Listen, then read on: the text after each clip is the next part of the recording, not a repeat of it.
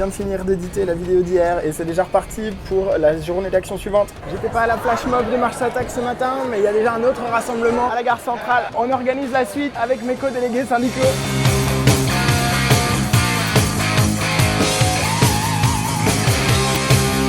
Il y a des gens qui font la file dans la chaleur devant le bâtiment pour essayer de rentrer et assister à la séance où ils s'apprêtent quand même à voter les nouvelles modalités du tronc commun, a priori pour appliquer directement à la rentrée du 24 août, et la suppression de la première différenciée. En même temps, on est en train de discuter de ce qu'on va faire de la session d'examen. Il faut qu'on décide des modalités de passation des examens pour que les élèves qui ont eu du mal pendant l'année aient quand même une chance de se rattraper, mais qu'on ait des forces vives qui soient prêtes à se mobiliser par rapport au vote prévu le 10 juin. Les élèves de par chez nous, j'ai l'impression qu'ils ont déjà une petite idée sur la question. On voit déjà que c'était une bonne stratégie de la part du gouvernement de mettre des votes aussi tard dans l'année. Soit ils tablent sur notre souci de bien faire pour les élèves, qui savent qu'on a, pour que ce soit pas le bon moment de protester et que tout passe crème, soit on proteste malgré la session, et alors là ils peuvent jouer à fond la carte. Les profs n'en ont rien à foutre des élèves, ils pensent qu'à leur gueule, et dans les deux cas, ça va dans une direction qui peut les arranger. En tout cas nous, pour tirer notre épingle du jeu et y voir clair sur ce qu'on va faire, on va organiser une assemblée générale lundi, on va regarder ce que font les autres écoles, on va consulter les membres du personnel pour voir dans quelle direction on veut aller. En attendant, mon bilan pour ces 6 jours de grève, c'est merci